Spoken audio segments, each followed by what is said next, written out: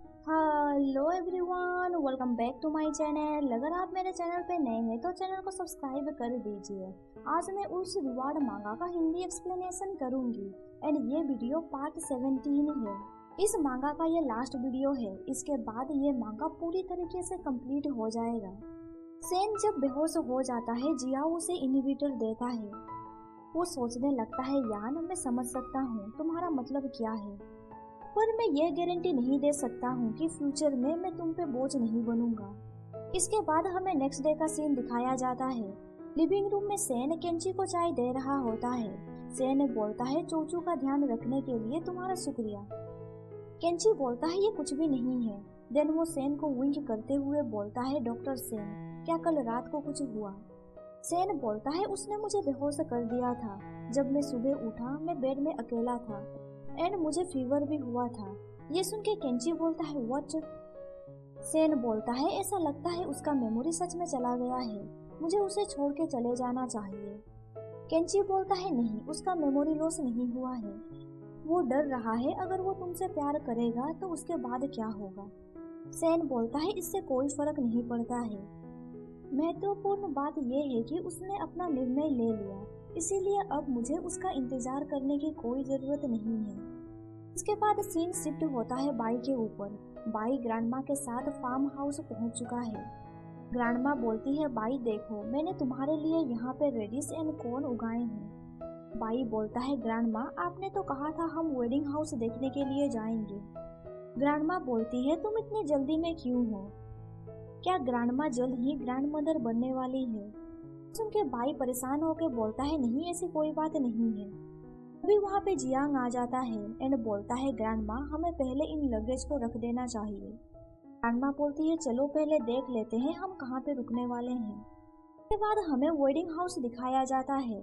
उस रूम को बहुत अच्छी तरीके से डेकोरेट किया गया है। ग्रैंडमा बोलती है, तुम्हें ये डेकोरेशन कैसा लगा? ये इतना बुरा भी नहीं है ना? रूम को देख के वो दोनों शौक में पड़ जाते हैं एंड बोलते हैं, क्या यही है वेडिंग हाउस? ग्रैंडमा बोलती है, तुम अपने रूट्स को भूल नहीं सकते। हम लोग कंट्री साइड से यहाँ पे आए हैं, पर हम लोग ओरिजिनली विलेज से बिलोंग करते हैं। क्या इसमें कुछ बुरा है? जियांग बोलता है, नहीं, इसमें कुछ भी बुरा नहीं है। जियांग अपना जैकेट उतारते हुए बोलता है, ग्रैंडमा एंड तुम यहाँ पे रेस्ट करो, मैं बाहर जाके मछली पकड़ता हूँ। भाई बोलता है, तुम मछली पकड़ने कहाँ जा रहे हो? जियांग बोलता है, मैं यही पास ही में ही जा रहा हूँ। बाई सोचने लगता है, क्या जियांग के पास ये स्किल भी है? तभी ग्रैंडमा बोलती है, तुम्हें ये सब कुछ अनएक्सपेक्टेड लग रहा है ना, पर जियांग फैमिली का ग्रैंडसन जो सबसे बड़ा है वो फार्म वर्क भी कर सकता है। उनके बाई थोड़ा सरप्राइज हो जाता है। ग्रैंडमा बोलती है, इसमें स्ट्रेंज फील करने वाली कोई बात नहीं है। ये वही जगह है जहाँ पे वो पला पड़ा है। वो यहीं पे ही पला पड़ा है। जब वो अडल्ट हो गया वो वापस विलेज नहीं आया। जब जियांग योंग था तब उसने अपने पेरेंट्स को खो दिया था। बाई पूछता है, कैसे? ग्रैंडमा बोलती है, कार एक्सीडेंट की वजह से उसने अपने पेरेंट्स को खो दिया। उससे पहले वो बहुत ही ज्यादा खुश रहा करता था, पर उसके माता पिता के मरने के बाद उसका व्यक्तित्व में फर्क पड़ने लगा। जियांग को इस बात का डर है कि दूसरे लोग कहेंगे कि उसके पेरेंट्स ने व्यर्थ में बलिदान दिया, इसीलिए वो हर काम को ढंग से करता है। वो फेलियर को नहीं झेल सकता। गोल्स को लेके वो बहुत ही जुनूनी है, पर यह अर्थ उसके इर्द गिर्द नहीं घूमती है।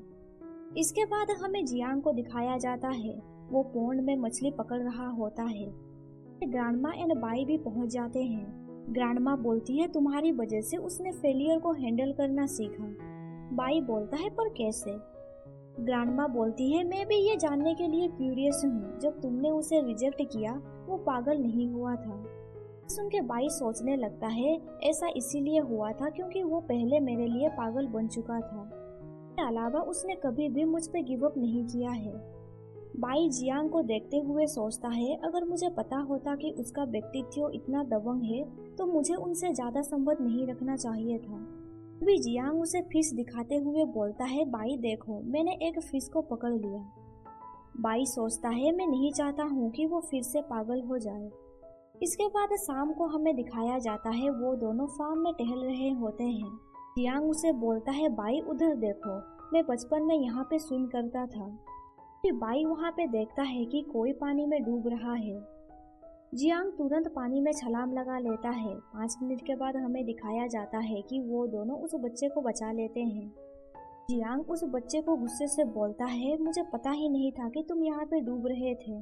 क्या होता अगर कोई भी तुम्हें बचाने के लिए नहीं आता तो? वो बच्चा बोलता है, मुझे पता है मैं गलत था, प्लीज आप मेरे पेरेंट्स को इसके बारे में मत बताइएगा। उसके बाद हमें दिखाया जाता है जियांग उनके पेरेंट्स को सब कुछ बता देता है। तो बच्चे का फादर बोलता है, मैंने तुम्हारे लिए ये सूप बनाया है, तुम इसे पी सकते हो। जियांग बोलता है, आप बहुत ही ज्यादा पोलाइट है, इसकी कोई जरूरत नहीं है। बच्चे के पेरेंट्स बोलते हैं, अगर तुम नहीं होते तो बड़ा इंसिडेंट हो भी सकता था। तभी विलेज का एक पर्सन बोलता है, जियांग तुम बहुत ब्रेव हो, मैंने सोचा था कि तुम पानी के पास कभी नहीं जाओगे। जियांग बोलता है, ये सिचुएशन अर्जेंट था, इसीलिए मैंने इसके बारे में ज्यादा नहीं सोचा। बाई पूछता है, आखिर क्या हुआ था? उस बच्चे का पेरेंट्स बोलता है, जियांग भी पहले उस जगह पे डूब रहा था, तब मैंने बाकी लोगों को बुलाया उसे बचाने के लिए, क्योंकि तब मेरा हिम्मत नहीं था पानी के अंदर जाने का। सुन के बाई बोलता है, इतना सब कुछ होने के बाद भी वो रिवर जाता है फिश पकड़ने के लिए।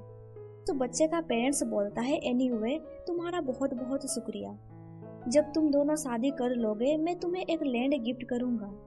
सुन के जियांग एम्बेरेस हो जाता है एंड बोलता है, हम दोनों। तभी बाई बोलता है, ब्रदर आपका थैंक यू, लेट हो रहा है, हमें अब चलना चाहिए। घर वापस जाने के दौरान बाई जियांग को पूछता है, क्या तुम बचपन में डूब गए थे? जियांग बोलता है, हाँ। के बाद हमें दिखाया जाता है वो लोग मैरिज रूम में बैठे हैं। उस सूप को देख के ग्रैंडमा बोलती है, ये सूप तो। जियांग बोलता है, लाओ यू ने मुझे ये सूप दिया है। ग्रैंडमा हंसते हुए बोलती है, मुझे सूप पसंद नहीं है, तुम दोनों खा सकते हो। भाई बोलता है, आखिर ये किस तरह का सूप है, इसमें से स्ट्रेंज स्मेल आ रहा है। जियांग बोलता है, मुझे भी इस सूप के बारे में पता नहीं है, लाओ यू का फैमिली मैरीटाइम ट्रांसपोर्ट से डील करता है। ग्रैंडमा बोलती है, सूप पीने के बाद तुम दोनों सोने चले जाना, ये फिजिकल एंड मेंटल हेल्थ के लिए अच्छा होता है। ये सुन के जियांग सोचने लगता है, कुछ तो सही नहीं लग रहा है। के बाद हमें दिखाया जाता है रात को जियांग ठीक से सो नहीं पा रहा होता है, तभी वो अचानक से उठ जाता है। उसे कुछ याद आता है। उसे याद आता है कि एक बार ग्रैंडमा ने कहा था कि लाओ यू का स्पेशलिटी है टर्टल सूप, ये एक तरह का टॉनिक है वाइटालिटी के लिए। जियांग सोचने लगता है, मुझे अब इससे डील करना होगा, मैं अभी सो नहीं पाऊंगा। तभी उसके रूम में बाई आ जाता है। बाई उसका बटन खोलने लगता है। जियांग बोलता है, बाई तुम जाग जाओ, तुम्हें ये सब नहीं करना चाहिए। पर बाई उसे बेड में पुश करता है। जियांग सोचता है बाई अभी हीट में है। देन वो सोचने लगता है, इसी टाइम के दौरान ही बाई उसे एक्टिवली अप्रोच करता है, क्योंकि मैं उसके लिए बस टूल की तरह हूँ। ये सब सोच के जियांग रोने लगता है। बाई उसे बोलता है, आखिर तुम रो क्यों रहे हो, तुम इतने सैड क्यों हो? जियांग रोते हुए बोलता है, तुम मुझे बस एंटरटेनमेंट के हिसाब से देखते हो, तुम मुझे प्रॉपर स्टेटस नहीं देते हो, इसीलिए मैं सैड हूँ। ये सुन के बाई उसके फोरहेड को किस करते हुए बोलता है, तुम इस चीज के बारे में भूल जाओ, तुम मेरे साथ रहना, मैं तुम्हें एक प्रॉपर स्टेटस दूंगा। ये सुन के जियांग सरप्राइज हो जाता है। इसके बाद हमें नेक्स्ट डे का सीन दिखाया जाता है। बाई जब नींद से उठ जाता है, उसे कल रात के बारे में याद आता है, इसीलिए वो ब्लश करने लगता है। तभी जियांग रूम में एंटर करता है एंड बोलता है, बाई तुम जाग जाओ, मैंने तुम्हारे लिए ब्रेकफास्ट बना दिया है। उसके बाद हमें दिखाया जाता है बाई उनके साथ ब्रेकफास्ट कर रहा है। वो सोचने लगता है, आखिर वो ऐसे एक्ट क्यों कर रहा है जैसे कि कुछ हुआ नहीं है। घंटे के बाद जियांग बाई को बोलता है, तुम ग्रैंडमा के साथ टीवी देखते रहना, मैं वेजिटेबल्स लाने जा रहा हूँ लंच के लिए। बाई ओके बोलता है। देन वो सोचने लगता है, क्या वो मुझसे कुछ भी नहीं पूछना चाहता है। उसके बाद रात को बाई सोच के परेशान होने लगता है कि उस जियांग बस्टर्ड ने कल रात के बारे में कुछ भी नहीं पूछा। ऐसा लगता है कि ये सब कुछ एक साजिश है। तभी जियांग भागते हुए बाई के रूम में जाता है एंड बोलता है, ग्रैंडमा को कुछ हो गया है। इसके बाद हमें दिखाया जाता है ग्रैंडमा एम्बुलेंस में है, उनका तबीयत खराब हो गया है। ग्रैंडमा बोलती है, मेरा एक विश है। बाई बोलता है, आप कहिए। ग्रैंडमा बोलती है, मैंने अपने लाइफ में सब कुछ एक्सपीरियंस कर लिया है। अपनी युवा अवस्था में मैंने अपने पति को खो दिया था। बुढ़ापे में मैंने अपने बेटे और बहू को भी खो दिया था। उसके बाद मैंने खुद से अपने ग्रैंडसन को बड़ा किया है। अभी मुझे कोई ले जाएगा बाई, मैं होप करती हूँ कि तुम और जियांग। तब सुन के बाई बोलता है, ग्रैंडमा आप कुछ मत कहिए, मैं एग्री हूँ। तभी जियान ग्रैंडमा का ऑक्सीजन मास्क हटा देता है एंड बोलता है, ग्रैंडमा आप फिर से झूठ क्यों बोल रही है। ग्रैंडमा बोलती है, मैंने अभी अभी ये सब कुछ टीवी शो में देखा था, मैं वाला झूठ कैसे बोल सकती हूँ। मुझ में एक एक्टिंग का कीड़ा है, मैं इसे रोक नहीं सकती। एंड क्या तुम इसके बारे में थोड़ी देर के बाद नहीं बता सकते? क्या तुमने बाई को सहमत होते हुए नहीं सुना? यांग बोलता है, मैं नहीं चाहता हूँ कि आप झूठ बोल के उसे रखें। उसकी बातें सुन के बाई थोड़ा हैरान हो जाता है। ग्रैंडमा बोलती है, अब तुम ये सब बंद करो। उसके बाद सीन शिफ्ट होता है सेन एंड चोचू के ऊपर। वो दोनों अपना सामान पैक कर रहे होते हैं। चोचू बोलता है, क्या हमें सच में यहाँ से चले जाना चाहिए? सेन बोलता है, हाँ, अंकल जियाओ नहीं चाहते हैं कि हम उसके साथ रहें। चोचू बोलता है, अंकल जियाओ तो मेरे डैड है ना, हम डैड का हाउस कैसे छोड़ के जा सकते हैं? सेन बोलता है, नहीं, हमने मिस्टेक किया है, हमें सब कुछ पैक करना चाहिए।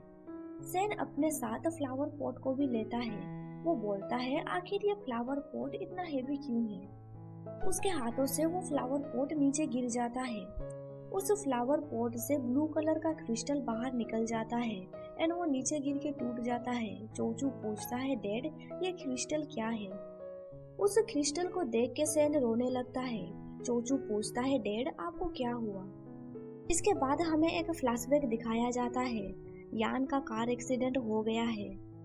वो बहुत ही ज्यादा जख्मी हो गया था। उसके हाथ में कल्टीवेशन डिस्क है। कल्टीवेशन डिस्क से वॉइस सुनाई देने लगता है कि वार्निंग, क्रिस्टल मिसिंग है, फीटस का डेवलपमेंट रुक सकता है। फीटस को बचाने के लिए सेन को वो क्रिस्टल कल्टीवेशन डिस्क में डालना होगा।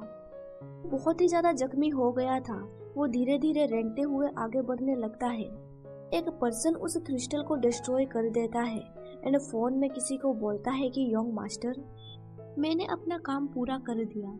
ये सुन के यांग बोलता है, उसने योंग मास्टर कहा, ये जियाओ होगा। इसके बाद सीन प्रेजेंट में शिफ्ट होता है। हान लिन को बोलता है, आप कुछ खा लीजिए। लिन बोलता है, तब मैंने अगर किसी को भेजा नहीं होता चोचू को मारने के लिए तो आज वो बच्चा इतना सफर नहीं करता। इससे हमें पता चलता है कि जिस पर्सन ने क्रिस्टल को डिस्ट्रॉय किया है उसे लिन ने भेजा था, ना कि जियाओ ने। हान बोलता है, इसमें तुम्हारी गलती नहीं है, मैं भी जिम्मेदार हूँ। तब मुझे तुम्हें एडवाइस देना चाहिए था।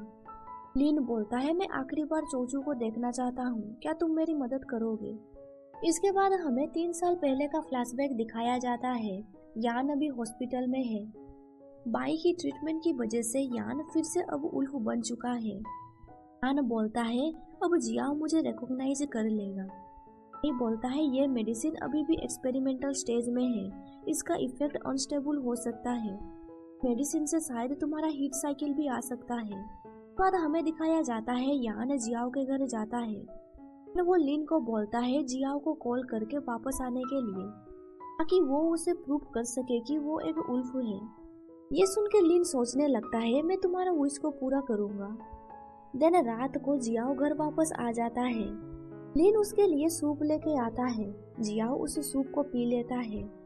लिन ने उस सूप पे कुछ तो मिलाया है। वो सोचने लगता है, आज जो भी होगा तुम इसके बारे में भूल जाओगे, मैं सोच रहा हूँ आज क्या होगा। जियाओ अपने रूम में जाता है। फिर हमें दिखाया जाता है जियाओ के रूम में यान है। वो बोलता है कि वो अभी तक क्यों नहीं आया। तभी उसका बीस्ट फॉर्म एक्टिव हो जाता है। जियाओ भी रूम के अंदर आ जाता है एंड बोलता है, मेरे रूम में कौन है? यान बोलता है, ये मैं हूँ, मैं तुम्हारा फू यान हूँ। जियाओ को डिजी फील होने लगता है। वो बोलता है, तुम यान हो? न बोलता है, मैं तुम्हारा वुल्फ हूँ। जियाओ उसके ईयर को देखते हुए बोलता है, यान ये तो तुम हो। ये सुन के यान रोते हुए बोलता है, फाइनली तुमने मुझे रिकॉग्नाइज कर लिया। मैं तुमसे झूठ नहीं बोल रहा था, मैं सचमुच उल्फ हूँ, पर तुमने मुझ पे बिलीव क्यों नहीं किया? जियाओ उसे हक करते हुए बोलता है, मैंने तुम्हें बहुत मिस किया, प्लीज मुझे अगेन छोड़ के मत जाना। इसके बाद हमें दोनों के बीच इंटीमेट सीन दिखाया जाता है। नेक्स्ट डे जियाओ जब उठता है वो यान को देख के बोलता है, तुम यहाँ पे क्या कर रहे हो। देन वो यान को दूर पुश कर देता है एंड बोलता है, तुमने मेरे साथ क्या किया। बोलता है, कल रात मैंने तुम्हें सब कुछ एक्सप्लेन कर दिया था, तुमने मेरा उल्फ फॉर्म को भी देखा, पर अभी तुम ऐसे एक्ट क्यों कर रहे हो। जियाओ उसका गला दबाते हुए बोलता है, तुमने कहा कि तुम उल्फ थे, इसका एविडेंस कहाँ है।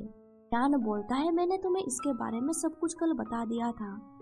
जियाओ बोलता है, तुम्हारी वजह से मैंने अपना लवर को बिट्रे किया। सेन रोते हुए बोलता है, ऐसा लगता है तुम बस उल्फ बॉडी को ही प्यार करते हो। मैं बुद्धू था पर अब मैं सब कुछ समझ गया। जियाओ चिल्ला के उसे बोलता है, तुम यहाँ से निकल जाओ। के बाद हमें एक मंथ बाद का सीन दिखाया जाता है। यान परेशान लग रहा होता है। लिन उसे पूछता है, तुम्हें क्या हुआ है। यान बोलता है, लिन मैं प्रेग्नेंट हूँ। एक दिन हॉस्पिटल में बाई यान को बोलता है, तुम्हारे मिक्स ब्लड ने ये कर दिखाया, इन रिकॉर्ड से पता चल रहा है कि तुम्हारा बेबी एक उल्फ है, ये तो एक मिरेकल है। ये सुन के यान सोचने लगता है, अगर मैं अल्ट्रासाउंड का रिपोर्ट जियाओ को दिखा दूंगा तो वो बिलीव करेगा कि मैं ही फूयान हूँ। तभी बाई गुस्से से उसे बोलता है, तुम इसको लेके जियाओ के पास अगेन नहीं जाने वाले हो ना। यान बोलता है, नहीं मैं ऐसा नहीं करने वाला हूँ। बाई बोलता है, मैं तुम्हें याद दिला देता हूँ, मोस्टली अल्फा सेल्फ कॉन्फिडेंस रहते हैं और बहुत ही जिद्दी रहते हैं। वो जो बिलीव कर रहे हैं उसे आसानी से चेंज किया नहीं जा सकता, इसीलिए मैं तुम्हें एडवाइस दे रहा हूँ, कोई भी अनरियलिस्टिक फैंटेसीज के बारे में मत सोचो। ये सुन के सेन बोलता है, मुझे पता है, मैं बस कम्प्लीटली गिव अप करना चाहता हूँ। इसके बाद हमें दिखाया जाता है यान लिन के साथ जियाओ का ऑफिस जाता है। यान उसे बता देता है कि वो प्रेग्नेंट है। ये सुन के जियाओ शौक में पड़ जाता है। यान बोलता है, ये बच्चा एक उल्फ है, अगर तुम बिलीव नहीं करते हो तो फिर तुम मेरे साथ हॉस्पिटल जाके चेक कर सकते हो। मुझे पता है जियाओ फैमिली में प्रोफेशनल डॉक्टर है, मैं चेक करने से नहीं डर रहा हूँ। जियाओ बोलता है, इसकी कोई जरूरत नहीं है। ये सुन के यान हंसते हुए बोलता है, क्या अब तुम मुझ पे भरोसा कर रहे हो। जियाओ उसे बोलता है, तुम उसे अबॉर्ट करो, वो जो भी हो तुम्हें उसे अबॉर्ट करना चाहिए। ये सुन के सेन बहुत ही ज्यादा शौक में पड़ जाता है। देन जियाओ यान को वहाँ से ले जाते हुए बोलता है, तुम मेरे साथ चलो, मैं चाहता हूँ कि तुम अपने सामने उसे खोते हुए देखो। सुन के लिन बोलता है, तुम बहुत ही ज्यादा आगे बढ़ रहे हो। वो बोलता है, तुम्हें लग रहा है मैं बहुत ही ज्यादा आगे बढ़ रहा हूँ, पर मेरे लाइफ को किसने बर्बाद किया। सेन को याद आने लगता है कि बाई ने कहा था कि अल्फा सेल्फ कॉन्फिडेंस एंड जिद्दी होते हैं, वो जो बिलीव करते हैं उसे चेंज करना इजी नहीं है। सेन अपना हाथ विड्रॉ कर लेता है एंड बोलता है, कोई भी उसे मुझसे छीन नहीं सकता। ये बोल के वो वहाँ से निकल जाता है। साल के बाद हमें दिखाया जाता है यान हॉस्पिटल में है। बाई बोलता है, क्या तुम प्लान कर रहे हो इस जगह को छोड़ के जाने का, क्या तुम्हारा बॉडी अभी ये हैंडल कर पाएगा। यान बोलता है, इन सालों में जियाओ मुझे ढूंढ रहा है, अगर मैं अभी ये जगह छोड़ के नहीं जाऊंगा तो शायद मैं सरवाइव नहीं कर पाऊंगा। हमें दिखाया जाता है कि उस कल्टीवेशन बॉक्स में चोचू मौजूद है। बाई उसे बोलता है, चोचू के लिए ये एक न्यूट्रिशनल सेंटर है, तुम्हें अपने रास्ते में केयरफुल रहना होगा। इधर हमें लिन को दिखाया जाता है। उसे खबर मिल जाता है कि यान ने एक बच्चे को पैदा किया है। वो गुस्से से बोलता है, आखिर वो मिक्स ब्लड रैबिट कैसे सक्सीड हो सकता है जबकि मैं नहीं हो सकता। बोल के वो प्लेट तोड़ देता है, उसके हाथों पे चोट लग जाता है। यान उसके हाथों पे पट्टी लगाते हुए बोलता है, तुम्हें इसके बारे में ज्यादा नहीं सोचना चाहिए, वैसे क्या तुम ऑलरेडी सक्सीड नहीं हो। फूयान ने अपना मन बना लिया है कि वो जियाओ को छोड़ के चला जाएगा, तुम्हारा रिवेंज सक्सीड हो गया है। लिन बोलता है, नहीं, अगर जियाओ उस उल्फ के बारे में जान जाएगा तो उसे सच के बारे में पता चल जाएगा। इसीलिए लिन हान को बोलता है, तुम जाके उस बच्चे को मार दो। इसके बाद मैं उनके मैटर के ऊपर और अपना टाइम वेस्ट नहीं करूंगा। हान इसके लिए मान जाता है। फिर हमें दिखाया जाता है यान कार में है। यान बोलता है, चोचू तुम यहाँ पे आराम से रह सकते हो, मैं तुम्हारे साथ हूँ, मैं तुम्हारा परवरिश अच्छे से करूँगा। तभी यान का कार एक्सीडेंट हो जाता है। वो कार के विंडो से बाहर निकलता है। वो चिल्लाने लगता है, क्या यहाँ पे कोई है? मुझे कोई बचाओ। तभी उसके पास एक पर्सन आता है। वो किसी से कॉल में बात कर रहा होता है। वो पर्सन कॉल में बोलता है, यंग मास्टर यहाँ पे मैं सब कुछ हैंडल कर लूंगा। यंग मास्टर सुन के सैन सोचने लगता है, क्या ये यंग मास्टर जियाओ है? वो पर्सन जियाओ से कल्टीवेशन सेल ले लेता है एंड उस सेल से क्रिस्टल निकाल के उसे तोड़ देता है। देख के सैन बहुत ही ज्यादा रोने लगता है। इधर हमें कार में जियाओ को दिखाया जाता है। वो बटलर को बोलता है, तुम इतना स्लो क्यों चला रहे हो? अगर तुम ऐसे ही कार चलाते रहोगे तो फिर हम लेट में एयरपोर्ट पहुंचेंगे एंड वो रबिट हमसे बच के भाग गया होगा। हमें जल्दी से वहां पहुंचना होगा। इधर यान बाई को कॉल करता है एंड उसे बोलता है कि किसी ने क्रिस्टल को तोड़ दिया है। बाई बोलता है, तुम जल्दी से अपना लोकेशन मुझे भेजो, मैं वहां पे पहुंच जाऊंगा। इस इमरजेंसी में तुम्हें चोचू का अच्छे से केयर करना होगा। चोचू एक उल्फ है पर अभी तुम एक रैबिट हो। तुम्हारे फेरोमोन उस पर कोई असर नहीं करने वाले हैं, इसीलिए तुम्हें वापस उल्फ बनना होगा ताकि तुम उसे बचा सको। यान अपने बॉडी में इंजेक्शन इंजेक्ट करता है एंड वो वापस उल्फ बन जाता है। उसके बाद हमें दिखाया जाता है जियाओ उस एक्सीडेंट के जगह पे पहुंच जाता है। वो देखता है कि यान का कार एक्सीडेंट हो गया है एंड उसके साथ अभी बाई है। बाई गुस्से से जियाओ को बोलता है, तुम वहाँ पे खड़े क्यों हो? इसे उठाने में मेरी मदद करो। जियाओ अपनी नीज पे बैठ जाता है एंड बोलता है, यह मेरा यान है। बाई गुस्से से बोलता है, अब तुम इसे पहचान रहे हो कि ये यान है? तभी सैन बोलता है, डॉक्टर बाई, आप उसे मेरे बच्चे को टच करने के लिए मत दीजिए। तभी जियाओ यान को हक करते हुए यान बोलता है। इसके बाद सीन शिफ्ट होता है प्रेजेंट में। इन सब के बारे में सोच के सैन रो रहा होता है। चोचू उसे रोने के लिए मना कर रहा होता है। सैन उसे हक करते हुए बोलता है, मुझे माफ कर दो, तब मैंने तुम्हें सही से प्रोटेक्ट नहीं किया, मैंने तुम्हें बहुत कुछ सफर करना पड़ा। इसके बाद सीन शिफ्ट होता है बाई एंड जियांग के ऊपर। जियांग उसे बोलता है, कल हम लोगों का ग्रैंडमा के साथ 3 दिन हो जाएगा, इसके बाद मैं तुम्हें घर छोड़ दूंगा। मैंने किसी को बोल के तुम्हारा लगेज तुम्हारे घर पे शिफ्ट कर दिया है। वैसे तुम्हारा इंजरी हील हो चुका है, तुम्हें मेरे साथ रहने की जरूरत नहीं है। अगर तुम्हें मेरी जरूरत अगेन पड़ेगा तो फिर मैं तुम्हारे साथ रहूंगा। ये सुन के बाई सोचता है वो सचमुच चेंज हो चुका है। फिर बाई का कॉल रिंग होता है। सैन ने उसे कॉल किया है। सैन बोलता है कि चोचू गायब हो गया है। ये सुन के बाई शॉक में पड़ जाता है। बाई बोलता है, मैं पहले गु हान एंड लिन का पोजीशन को चेक करूंगा। सिग्नल ठीक से ना पाने की वजह से कॉल कट जाता है। जियांग उसे पूछता है, आखिर क्या हुआ है? बाई बोलता है, चोचू फिर से मिसिंग हो गया है। मैंने हान एंड लिन के ऊपर ट्रैकर इंस्टॉल किया था पर अभी वो सिग्नल ब्लॉक दिखा रहा है। देन हमें दिखाया जाता है कि चोचू लिन के साथ है। चोचू नींद से जाग जाता है एंड वो पूछता है, अंकल मेरे डैड कहाँ पे हैं? लिन बोलता है, वो लोग कुछ देर में यहाँ पे पहुँच जाएंगे। लिन बोलता है, अंकल तुमसे कुछ क्वेश्चन पूछेंगे। चोचू बोलता है, अगर मैंने करेक्ट आंसर दिया तो क्या आप मुझे रिवार्ड देंगे? लिन हाँ बोलता है। लिन उसे पूछता है, चोचू क्या तुम्हें पता है एक बच्चे के पास 2 पेरेंट्स होते हैं जबकि तुम्हारे पास बस एक ही है? ये सुन के चोचू कोई आंसर नहीं दे पाता है।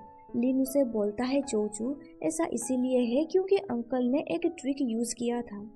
इधर हमें जियाओ एंड सैन को दिखाया जाता है। आकर की वजह से वो दोनों जान जाते हैं कि चोचू अभी कहाँ पे है। तभी वहाँ पे गुहान आ जाता है। उसके सर पे चोट लगा है। वो बोलता है कि चोचू सेफ है, लिन उसे हार्म नहीं करेगा।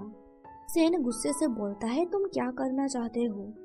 हान बोलता है, हम लोग बस कॉम्पेंसेट करना चाहते हैं एंड चोचू से माफी भी मांगना चाहते हैं।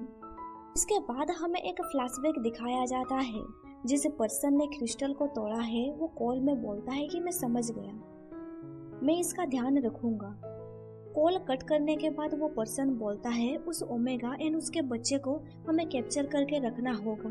क्या हम उसे डायरेक्टली मार नहीं सकते? कैप्चर करना ट्रबलसम हो सकता है। तभी पीछे से हान उसे सर पे हिट करता है। वो पर्सन बेहोश हो जाता है। देन हान उसका कपड़े पहन लेता है। हान ये सब क्यों कर रहा है इसके बारे में हमें आगे पता चलता है।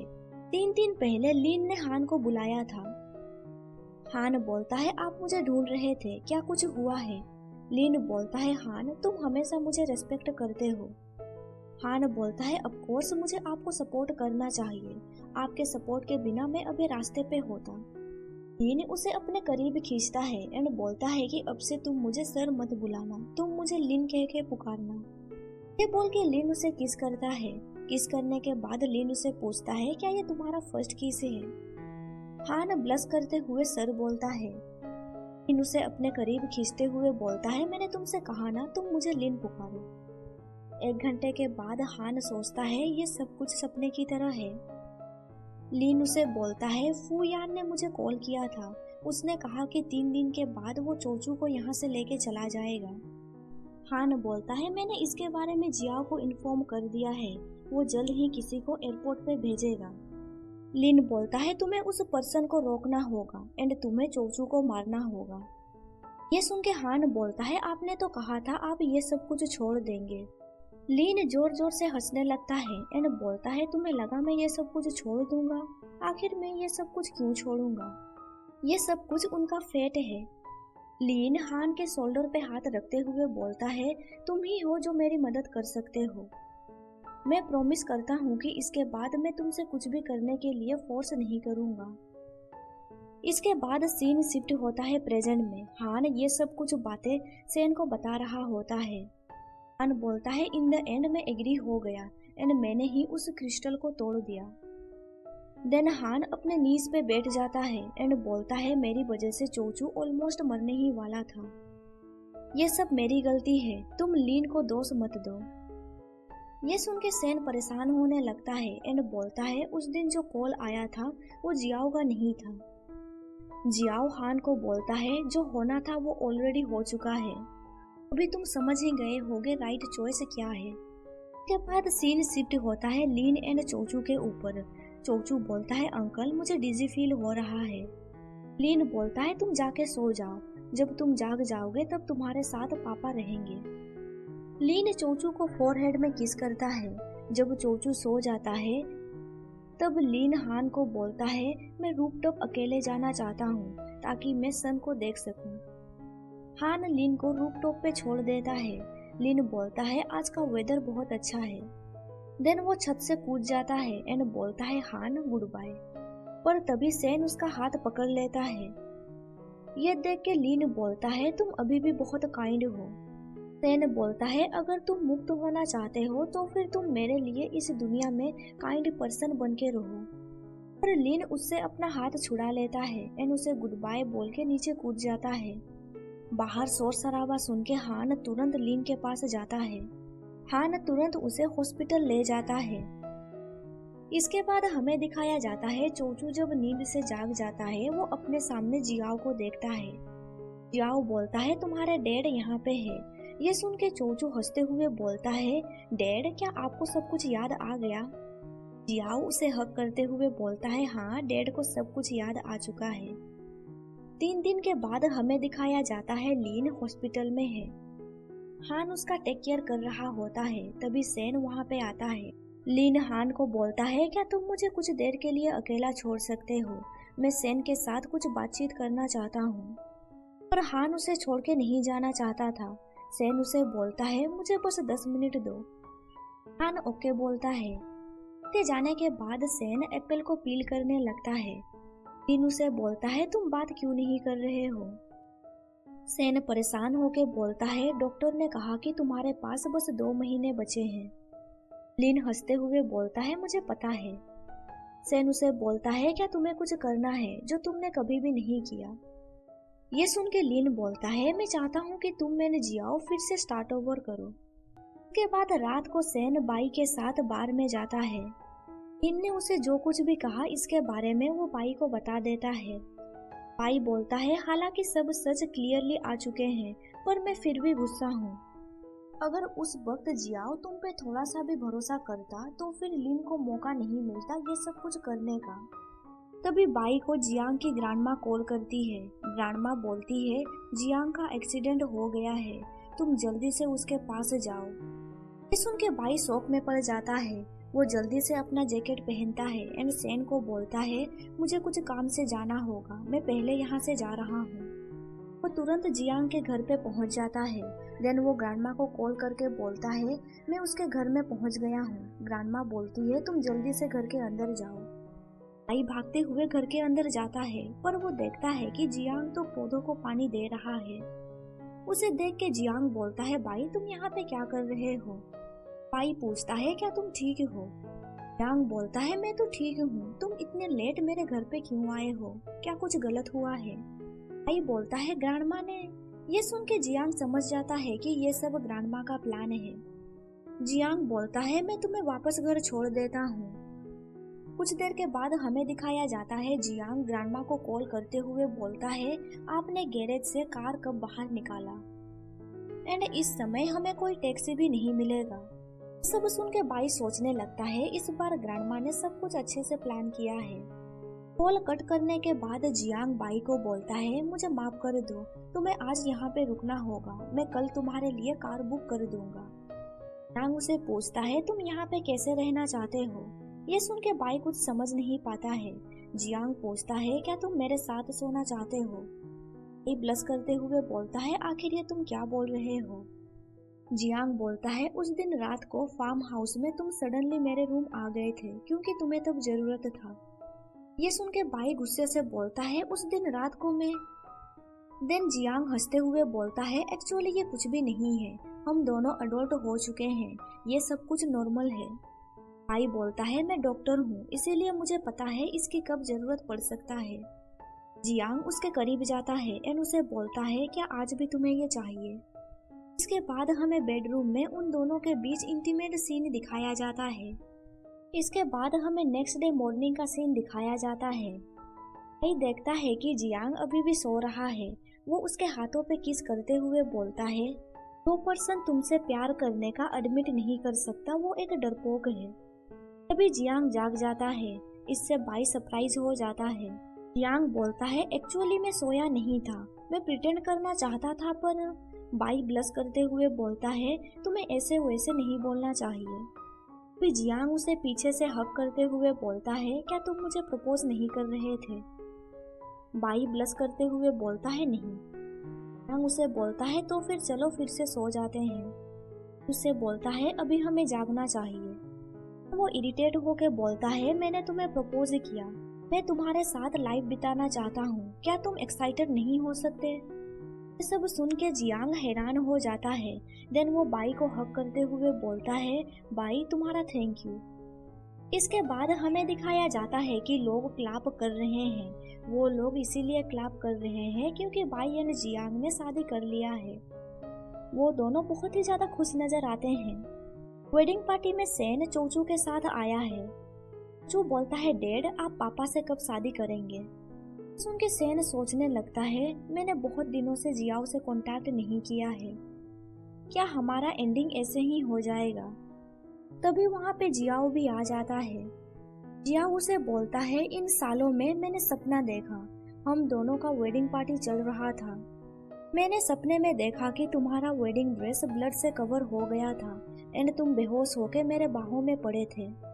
मैंने एक दूसरा सपना भी देखा था, हम दोनों वेडिंग रिंग एक्सचेंज कर रहे थे। तभी एक कार हमारी ओर आगे बढ़ने लगा। मैं इन सपनों से इतना डर गया हूँ कि कहीं ये रियलिटी में ना बदल जाए। ये सब सुन के सेन सोचने लगता है क्या इसी रीजन की वजह से तुम मुझसे स्टार्ट ओवर करने से डर रहे हो। तभी बाई और जियांग बुके थ्रो करते हैं। वो बुके जाके सेन के हाथों पे गिर जाता है। ये देख के लीन चोचू को बोलता है क्या तुम्हें पता है बुके पकड़ने का मतलब क्या है। चोचू बोलता है मुझे इसके बारे में नहीं पता है। लीन उसके सर पे पेट करते हुए बोलता है इसका मतलब है कि जिसने बुके पकड़ा है उसे प्रपोज करना होगा। जियाओ सेन को कुछ बोलने ही वाला था, पर सेन उसे बुके थमा देता है एंड बोलता है कुछ सेकंड रुको। देन सेन अपने नीज पे बैठ जाता है एंड उसे रिंग दिखाते हुए बोलता है जियाओ क्या तुम मुझसे शादी करोगे। देख के बाई चिल्ला के बोलता है सेन तुम सही कर रहे हो। जियाओ इमोशनल हो जाता है एंड वो शादी करने के लिए हाँ बोलता है।